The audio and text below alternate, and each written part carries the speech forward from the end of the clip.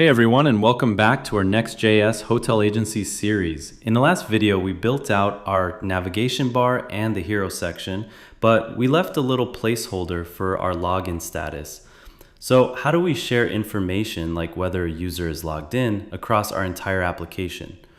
We could pass it down as props from component to component, but that can get really messy. Today, we're going to set up a much cleaner solution using one of React's most powerful features, the Context API. We'll create a central brain for our app that will hold our global state. Let's get started.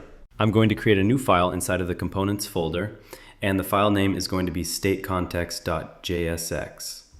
The first thing we need to do is add the useClient directive at the very top. This is crucial because context and state are interactive features that need to run in the browser, not on the server. Next, we'll import two hooks from React, create context and use state. Create context is the tool that will create our global data store, and use state will let us create the actual piece of data we want to store inside it. Okay, now let's create the context itself. We'll call the create context function and store the result in a constant called StateContext. You can think of this line as creating an empty box or a container. Right now it doesn't hold any data, but we've created the place where our global data will live.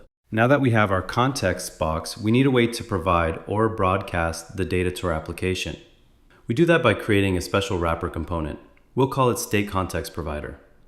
Notice that we're using the export keyword here, which allows us to use this component in other files later on. It also accepts a special prop called children. This children prop will represent any component that we wrap inside our provider. Inside our provider is where we'll create the actual data we want to share. Let's use the useState hook to manage our login status. We'll create a state variable called isLoggedIn, and its setter function set isLoggedIn. For now, just for testing purposes, we'll set its default value to true. Later on, this will be false by default, and we'll build the logic to change it. Okay, this is the final and most important piece. Our provider component needs to return something. We're going to return our state context that we created earlier, but specifically its provider part. This provider takes a value prop. This is where we pass the data we want to broadcast to all the child components. We'll pass an object containing our isLoggedIn state. And finally, inside the provider, we render the children. This ensures that any component wrapped by our StateContext provider will be rendered and will have access to that isLoggedIn value. Last but not least, we'll add a default export for the state context itself. This will allow our other components to easily import and consume the context later on. Let's open the layout.jsx file. As you might remember, this is a special file in Next.js that acts as the main template for your entire website. Anything you put in here will be on every single page. It's the perfect place for things like your main navigation, footer, and, as we'll see, our context provider. We import the provider component we just created. And here's how it all connects. We are wrapping our entire application, the navigation bar, and the page content, which is the children of this layout component, with our state context provider. By doing this, we are making the isLoggedIn value from our context available to the navigation bar, the main content, and every single component inside of them. I want to let you know that I updated the CSS for the navigation bar component. So all you have to do is visit the GitHub repository, the chapter 4 branch, open the navigation bar CSS file, copy all of the code, and then paste it inside of our local CSS file.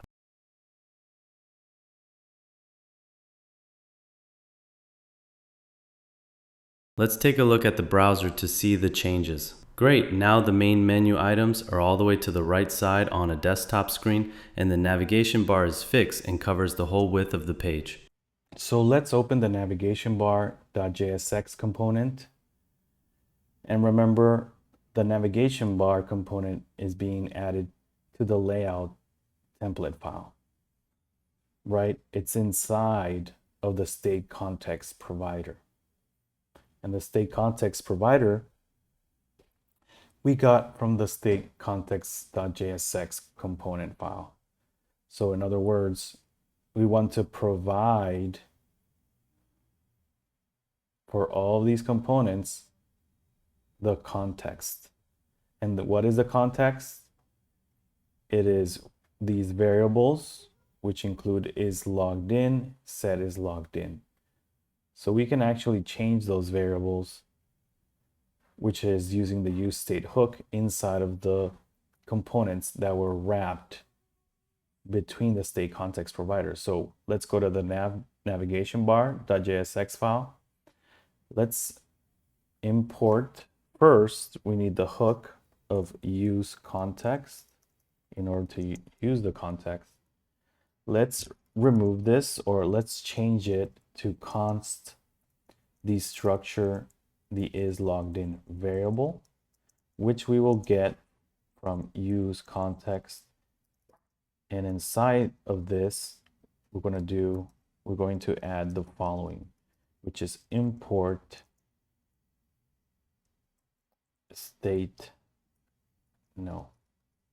import state context from add components state context. So right now, going back to the StateContext file, this is set to true, meaning the user is logged in. So we should not be seeing the login or registration button when we go to the browser. So it looks like there was an error. Let's see what that error was. Use context. So we didn't provide in the navigation bar the state context. So as you can see, the login and registration button is gone. Let's go back to StateContext, change the login variable to false, and the button should appear. And there we go. The login or register button is appearing.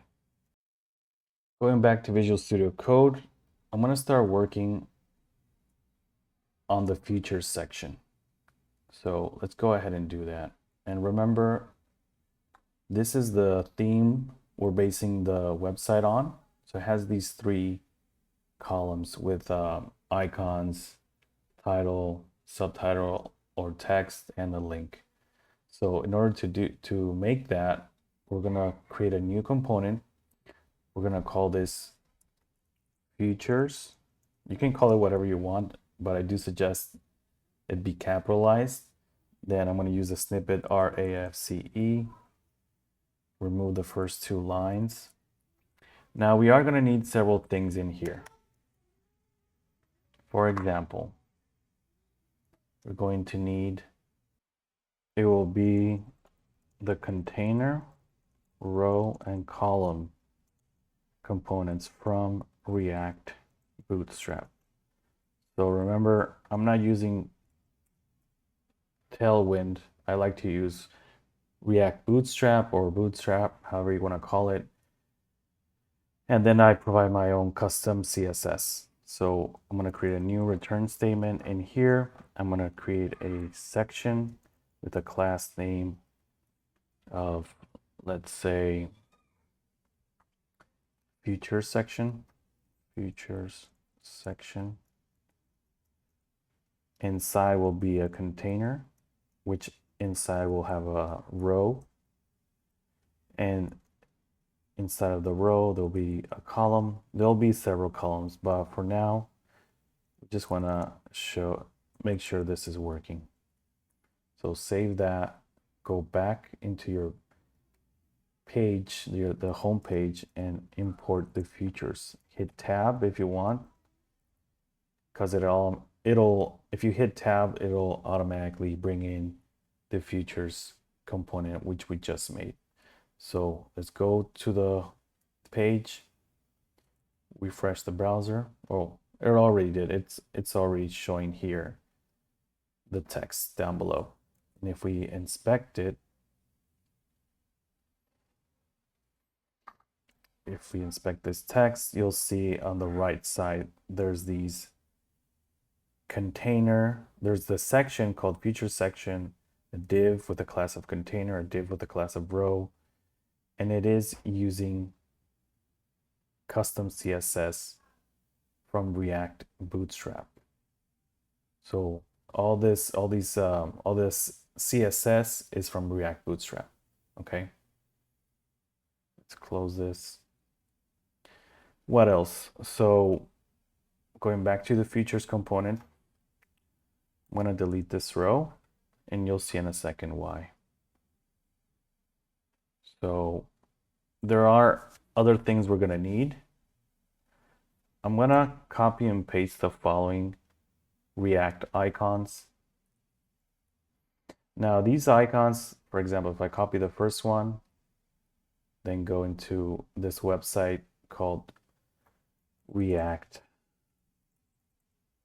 icons.github.io and just paste that, you'll see the component, the icon that I'm going to use. It provides the code and even the component on how to use it.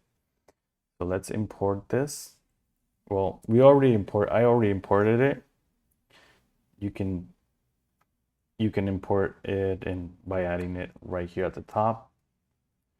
Another thing we're going to need are links. So let's import the link component from Next Navigation, or it's actually just next/link, just like that. I think that's all we need. So I want to do something where, in order to be more organized, like I'm always trying to be, it's I'm going to create a variable called futures equal to an array. And inside of this array, I'm going to have several objects with an icon, the FA shield alt icon. Should be like that. A title called secure, some text. You can add whatever text you want. I'm going to copy and paste this. You can find all of this inside of the repo. Link, just like that. Add a comma, and then I'm going to copy and paste this. I'm going to change the icon to be instead FA headset 24/7 support. And for the last one, I'm going to change the icon again to be FA sliders self-closing component, and then change this to be customizable, the title. I'm going to copy and paste the following text.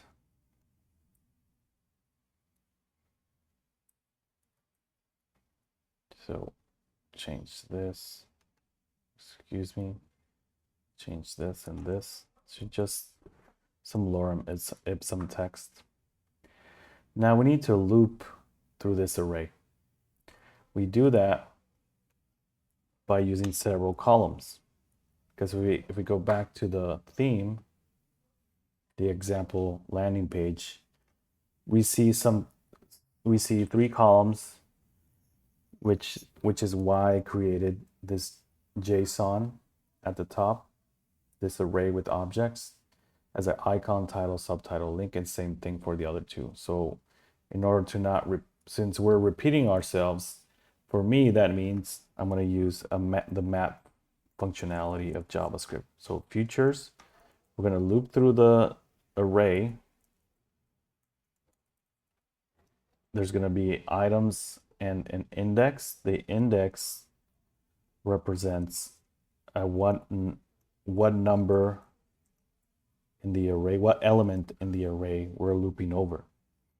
So each one needs a column. The column needs the key attribute, since we're using a loop. And so React differentiates between each column. A div, the class name of icon, and h3 with a class name of title, a paragraph tag for the copy, the class name of subtitle, a link,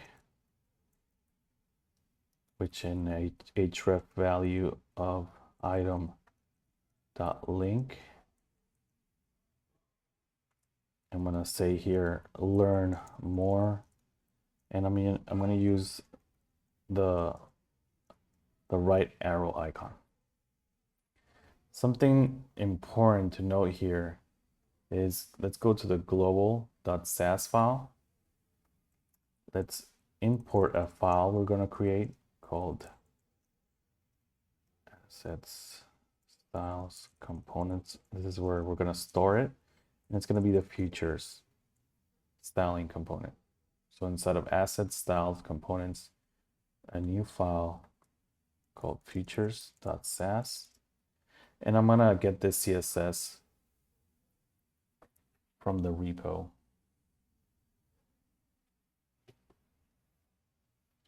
So we go to styles, components, features. I'm gonna copy all this, go back, paste it in, and now let's go back to features. And we're gonna finish this by, here we wanna show the item icon, the item title, item subtitle, and the item link, obviously. So let's go back and see what we have. There we go.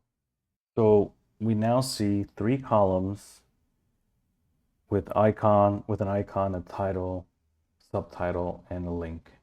Now this link doesn't go anywhere right now. We're just gonna leave it like that. But if we make the browser smaller, what do we see? We see that it is responsive just out of the box, just because we used the container, row, and column from Bootstrap, and right out of the box, it is responsive, right? So obviously I added my own CSS, but I think the features section is finished. Next up is going to be a grid for the hotel properties. Now I found this template, which I really like the design of how it shows the different hotels. And there's also going to be resorts here. So let's go to the GitHub repository. Now I created a file called hotels.json. Remember, I'm in chapter 4 branch, and this hotels.json file, all it is an array. It's a JSON file, obviously, with an array containing different objects. Each object is either a hotel or a resort. Let me see where the resort is. It's down here. Here we go. Type resort. Each one has an ID, and this is very important because down the road, we're going to be, instead of using a JSON file in the actual project, we're going to be connecting to a database. So it has, for example, the name of the hotel or resort, a description, the location, a star rating, the amenities, the price per night. And we need all that, and also we need the images, okay? The link to this Google Drive folder will be in the description of this video. So all you have to do is go into the images folder and download this hotel-properties folder. So all of these images you need to download, go into Visual Studio Code, and add them in the public folder as a new folder here called hotel-properties. And I'm going to add all the images right here. So I just finished adding all the images from the Google Drive, which is inside the hotel-properties, inside of the images folder. And we can now get started adding this grid, right? I'm going to add a title. I'm not going to add a subtitle. We're going to add these hotel properties that are going to have a title, the location, the star rating. I'm not gonna include where it says exceptional and the amount of reviews, but I am going to add the starting price. And I am going to add this filtering functionality. Okay, so let's get started doing that by going into Visual Studio Code. Inside of components, I'm going to create a component called popular hotels. That's what I'm going to call it. Popular hotels, popular hotels.jsx, RFACE. I'm going to delete the first two lines of code. And this is going to be a client component. It's going to be rendered on the user's browser, obviously, but we're not going to get it from. We need to add some functionality, so that's why it's going to be a client component. We're going to need to import useState, and you'll see why in a moment. What else? We need to again get the container, row, and column from React Bootstrap. And I'm gonna separate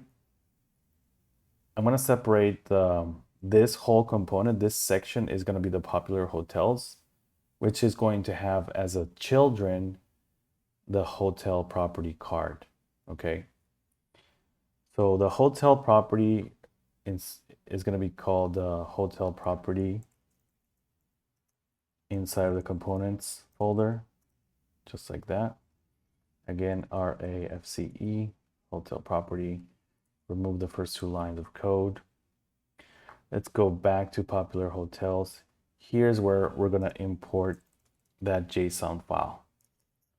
And that JSON file, I'm going to import it as hotels from at hotels.json. And I don't think I have it added yet to the root. So I'm going to create a new file, call it hotels.json. Go back to GitHub, copy all of this, paste it here in hotels.json. Now it's being imported. So what are we going to do here? Let's see.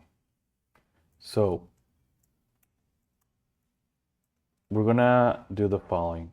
Const hotel list, set hotel list equals use state hotels. So in the beginning, when this component is rendered, the hotels, which are from the hotels.json file, is going to be inside of this hotel list variable, because we're going to be filtering, going back to this theme, we're going to be filtering. So we need to update, well, which hotels to show. If I only want to see the resorts, well, only the hotel properties that are of a type resort should be shown here. So in other words, we want to update this JSON file, but we don't want to do it here inside of this JSON file. We want to do it here inside of the popular hotels component. So it's somewhat a dynamic way to show different hotel properties. So let's do the following. Inside of the return statement, I'm going to create a container with a class name of popular hotels. I'm going to make this fluid so it's responsive, and you'll see why. Row, and there's going to be two rows actually, one for the title and the filtering buttons, and then another row for the columns. The columns are going to contain the individual hotel properties. So inside of this first row, we're going to add a column. inside of the first column, the title, class name, title, popular hotels. For the next column, we're going to add the buttons, class name, class name, hotel types buttons. You can make this shorter. And here, we're going to add the buttons. Now, there is going to be a button that's always going to be there, which is obviously the all button. So a class name of type button. And on click, something needs to happen. When the user clicks this button, well, we want to see all of the hotels, including the resorts. So I'm going to create a function right now, but I'm going to call it get hotel list. So we're going to update that JSON object, which we're going to loop. So over here is where we're going to create that function. Get hotel list equals, we're going to get the type of hotel it is inside of the function. If the type is equal to all, set hotel list to be the original JSON object, else const new hotel list hotels filter, because we want to filter and we only want to get the hotels that are of a type equal to type. And the type we obviously are going to get from these buttons right here, these filtering buttons. So this hotel button is obviously of a type hotel. If there's a one called resort, it's going to be a type resort. So we want to get that value. We want to get that value and bring it into the get hotel list in order to update the hotel list. So we get the hotel list, we use the hotel list, get hotel list function, and then we update the hotel list. New hotel list, just like that. And now, oh, we forgot to put here all, just like that. And now we're going to loop through the types of hotels. Do we know the types of hotels yet? No, we don't. So up here, I'm going to create a variable, const types of hotels. And this is a function, you can copy it from the repo, new set hotel, and I'll explain it in a moment. Map item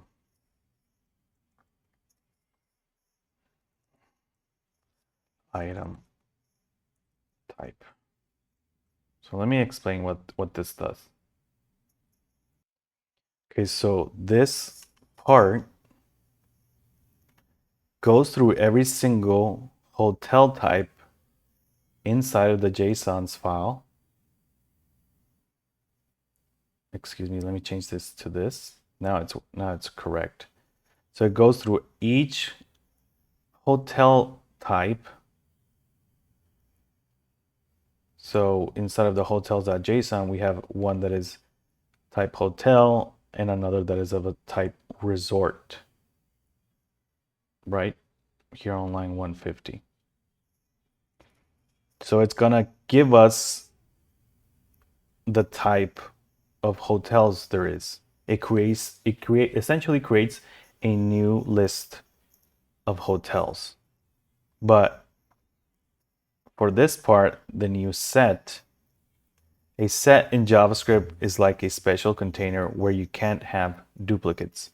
When you dump the list of hotel types into a new set, it automatically keeps only one of each hotel type. And then these three dots, they're the spread operator. It's like taking the unique hotel types out of the special set container and putting them back into a normal clean list, an array. This is the array right here. So the result is going to be that there's only going to be two values, one of resort and one of hotel, because that's essentially the only types we have. We have a hotel and we have a resort. That's it. So what else can we do? Now we're going to do the following. Let's finish these buttons. So now we can go over that new array. We're going to loop through the array, get each item, each element in the array, get each index, and return JSON, JSX, which is JavaScript with HTML. We're going to return a button. Each button is going to have a class name of type button, just like the button above, a key, index, an onClick function, which is going to be the same function as the button above this button, which is going to be get hotel list item.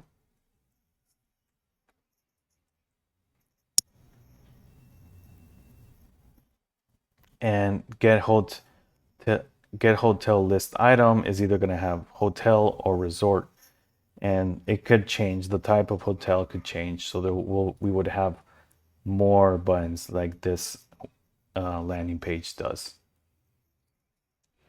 So let's see what we have on the front end. Okay, so we haven't added this popular hotels component. Let's go to the app, go to the home page, add popular hotels, just like that. We also need to create a styling component called popular hotels.sass. Go into our GitHub repository, get the styling component of popular hotels, copy all this CSS, because like I said, this is not a CSS course. Go into the browser and see what we have. So we do have these, we have the title, we have the buttons. So why aren't they showing up? Let's go to popular hotels. So I forgot to add the item right here. Let's go back, and there we go. All hotel resort, but it's missing the styling. So go into global and then import the new file, which is assets, styles, components, popular hotels. Just like that. Go back to the browser and this should update. There we go. So we have the three buttons now, and they'll be working momentarily by adding the list of hotels. So for the list of hotels, we're going to create a new row. We're going to loop through the hotel list. Where is the hotel list? It's hotel list, just like that. We're going to use the map function again. We're going to go loop through each hotel. We're going to return JSX, and we're going to return a column. And let's add class name call, the key, which is hotel underscore ID, which we get from the JSON file at the top. It says ID and then the value. And then I'm going to provide the following attributes for bootstrap columns, which is extra large equals 3, meaning we only want to show, so 12 divided by 3, we're only going to show 3, how many is that? 4 columns. Then extra large, we only want to show three columns. Large, 4, again, 3 columns. Medium, we only want to show 2 columns. So 12 divided by 6 is 2. Small, again, we only want to show 2 columns. And extra small, we want to show only 1 column. So inside of each column, we're going to add the following: a hotel component. Okay, so let's import it at the top, hotel property. Let's change this path, components, hotel property. And what are we going to give the hotel property component that we're going to create right now? Is the key hotel ID. If I can just type underscore ID, hotel equals hotel. Now, inside of the hotel property, this is going to be a client component too. So use client. And let's bring in the CSS first. Hotel property .sass. Go into the GitHub repository, the hotel property sass, which is quite a lot. I did a lot of styling for this. Paste it in. Go back to the hotel property. And this is quite a lot of coding that I did. So import use state, useContext. And we're gonna use the useContext because going back to this landing page, we need to know if the user is logged in. If the user is logged in, they can like these properties. If the user is not logged in, they should not be able to like any of these properties. So this is a way to bookmark these hotel properties. So they should be able to do that, to bookmark and like any hotel property once they're logged in. Otherwise, they should not, obviously. So let's go back to Visual Studio Code. So that's why I'm importing useContext and useState. Another thing we're going to use is an image from next image, import a link from next link. And I'm going to add the following, paste the following icons. And also I'm going to get the state context just like that. Components, state context. So now we want to know if this property has been liked. Like, set like equals to use state false. This hotel property most likely has not been liked yet. And we want to know if the user is logged in, just like in the NavBar component. Equals use context, state context, just like that. Because if we go to NavBar, yep, that's the same way we used it. So going back to hotel property, we're going to do something here. We want to know, well, what type of icon to show. So in the theme, it's either a hotel or resort. So I want to show an icon around here of a hotel or of a resort. So we need to identify. That's why I'm creating that function here, get type of icon equals type. Once we know the type, if the type to lower case equals hotel, though we'll return the hotel icon.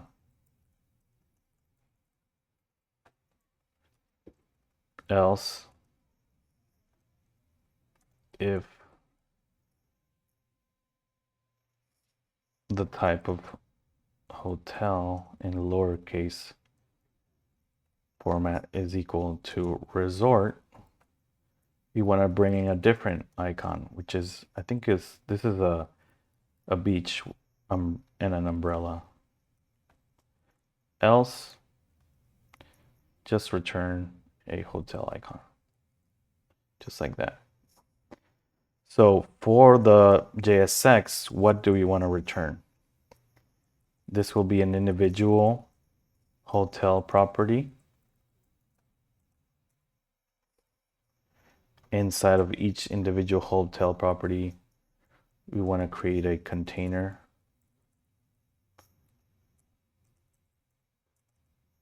for the image of the hotel.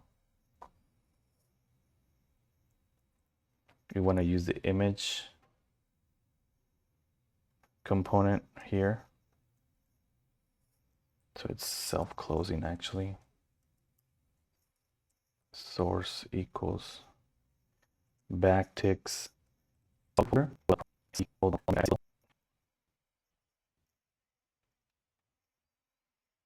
So the alt text, you can just add hotel name just like that with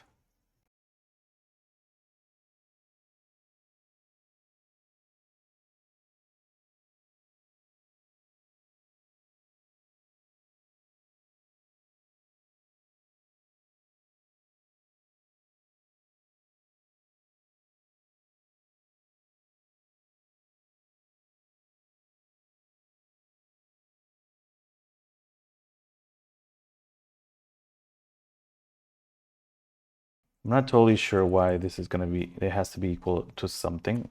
For Next.js image, for the Next.js image component, you have to have a width and height attribute. That's just how it is.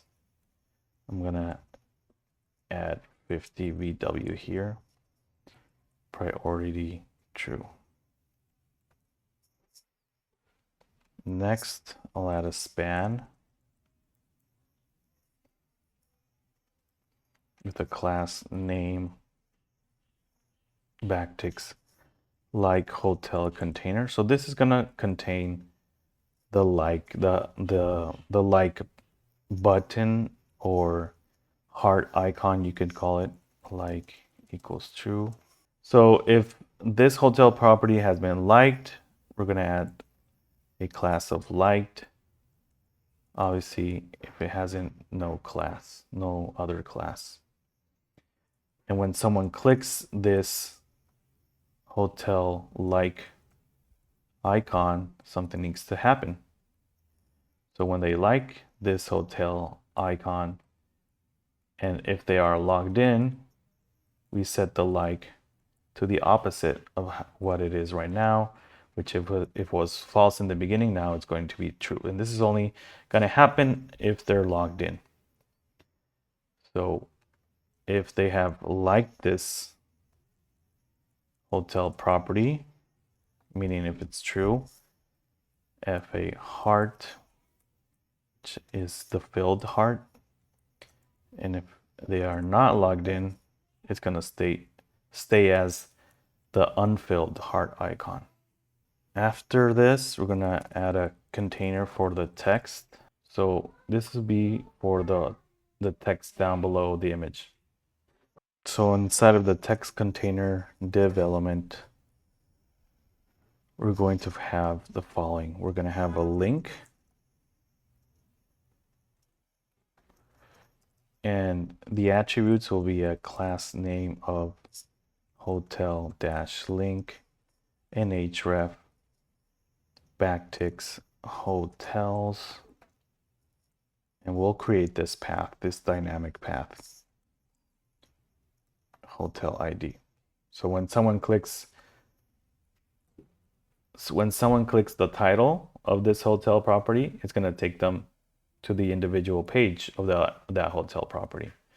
And we do that by going into the app, then underneath inside of the hotels folder, we create another folder called opening bracket ID closing bracket, which inside of there we create another file called page.jsx. Let's write RAFCE. Why isn't this working? There we go. Which is individual hotel. Just like that. Let's remove these first two lines of code. Once that's saved, let's continue with the hotel property. Inside of the link, we're going to have an H3, which is going to contain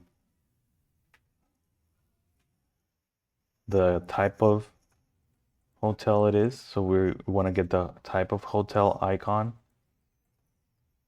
and then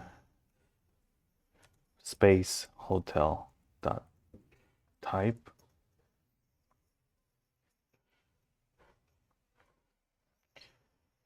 Just like that.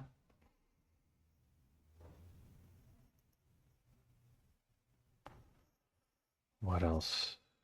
Oh, I forgot the class name. Type.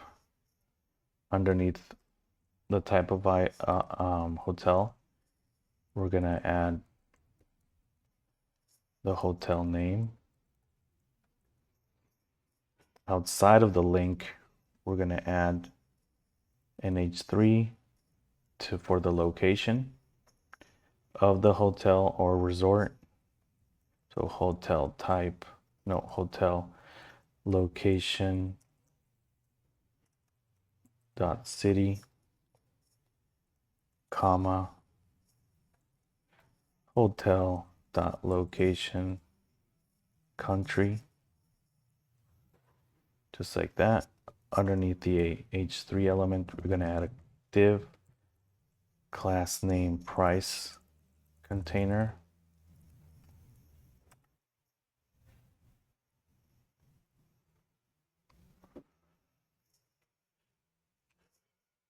And I'm going to copy and paste. Well, let's write it out. So a p tag starting from span US, because this is in dollars, hotel price per night. Yep, just like that. And then another div rating and details.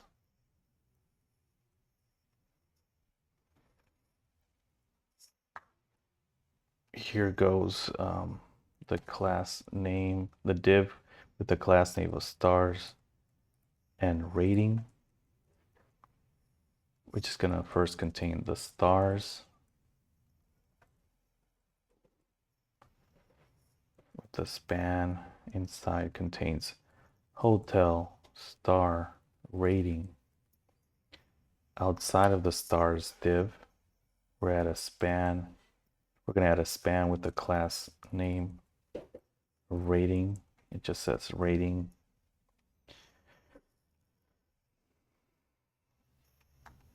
So outside of this stars and rating div, we're going to add a link with the class name of details. So this is the details button, essentially. So it's going to say details and then an href value backticks /hotels /hotel dot underscore ID. And this should be gone. Well, maybe we'll have a problem with the image. I'm not sure why that was happening, but let's check out the browser. One last thing I forgot to do was for the hotel property component, make sure to add hotel as one of the arguments, a deconstructed hotel variable. Another thing I got wrong was the hotel location. Right, just like that. It's hotel.location, hotel.location country. So if we go back to the browser, the hotel list is showing up. For example, this is a resort, this is a hotel. The filtering is working, One thing that is missing is the images. So I'll fix that right now. I also forgot to add the global. I also forgot to include the hotel property SAS file inside of the global SAS file by doing the following: assets, styles, components, hotel property, just like that. And there we go. Once we added the CSS, we can see the images. The problem was the CSS file hasn't been added. So now let's test this out. So as you can see, when you hover over the title or the details button, you can see at the bottom left the URL. So if I click on details, you can see it goes to this page that we had created, and it's a dynamic routing page. So if you go into app, hotels, the ID folder inside of the brackets, or opening array bracket, page.jsx, you have this component, right? So that's going to be showing up for every single component. So this is going to be a dynamic component, obviously, but I just want to show you that it is linking properly. So hotels-2, hotels/3, it's all working. Now, the like functionality is not going to be working because the user is not logged in. So when we fix that, let's suppose, the other thing is that the filtering is also working correctly. So we only get the resort. If we click on the resort button, we get only the hotels. If we click on the hotel button, if we click on all, now the resort is showing up. So that is working. And also it's responsive. So it is responsive completely.